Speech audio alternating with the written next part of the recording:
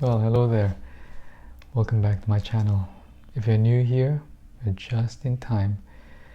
I am going to be reading this book called Harry Potter and the Chamber of Secrets. And the chapter that I'm going to be reading is chapter 1. It's called The Worst Birthday. So let's begin.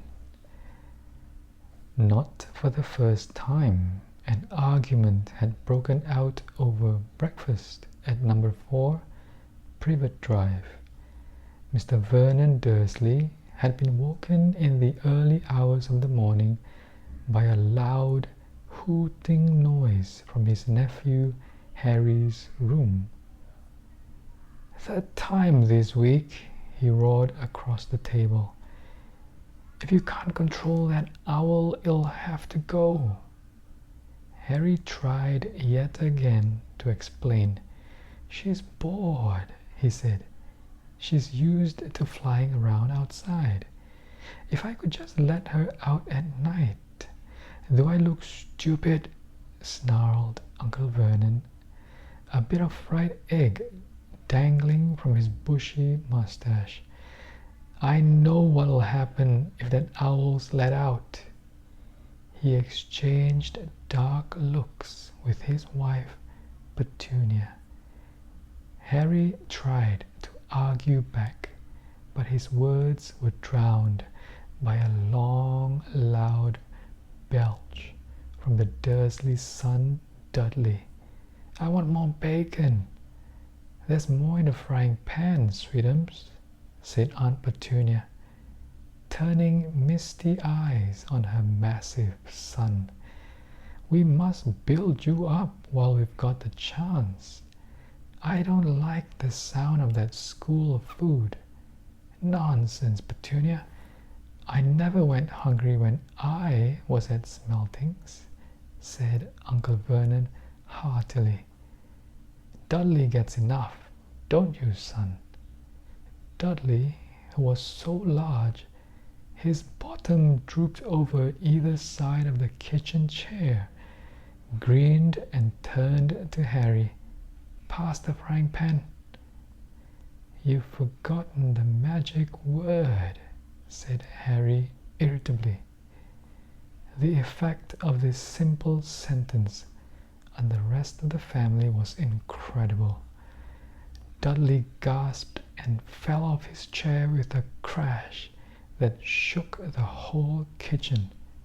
Mrs. Dursley gave a small scream and clapped her hands to her mouth. Mr. Dursley jumped to his feet, veins throbbing in his temples. "I meant please," said Harry quickly. "I didn't mean—" "What have I told you?" thundered his uncle, spraying spit all over the table. "About saying the M-word in our house?" "But How dare you threaten Dudley?" roared Uncle Vernon, pounding the table with his fist. I warned you. I will not tolerate mention of your abnormality under this roof." Harry stared from his purple-faced uncle to his pale aunt, who was trying to heave Dudley to his feet. "All right," said Harry. "All right." Uncle Vernon sat back down, breathing like a winded rhinoceros, and watching Harry closely out of the corners of his small, sharp eyes. Ever since Harry had come home for the summer holidays, Uncle Vernon had been treating him like a bomb that might go off at any moment, because Harry Potter wasn't a normal boy. As a matter of fact, he was not as normal as it is possible to be. Harry Potter was a wizard fresh from his first year at Hogwarts School of Witchcraft and Wizardry, and if the Dursleys were unhappy to have him back for the holidays, it was nothing to how Harry felt.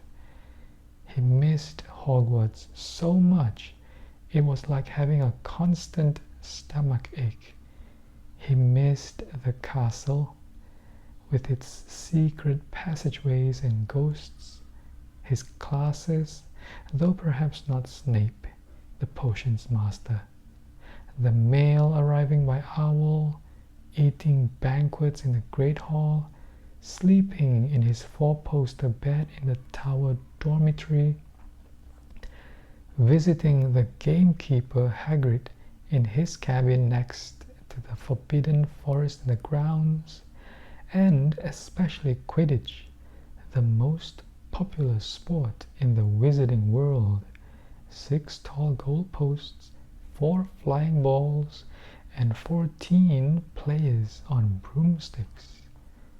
All Harry's spellbooks, his wand, robes, cauldron, and top-of-the-line Nimbus 2000 broomstick had been locked in a cupboard under the stairs by Uncle Vernon the instant Harry had come home.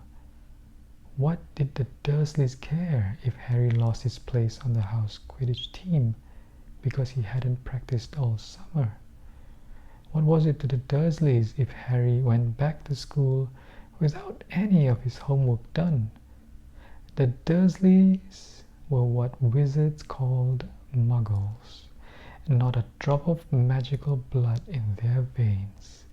And as far as they were concerned, having a wizard in the family was a matter of deepest shame. Uncle Vernon had even padlocked Harry's owl, Hedwig, inside her cage to stop her from carrying messages to anyone in the wizarding world. Harry looked nothing like the rest of the family. Uncle Vernon was large and neckless, with an enormous black mustache.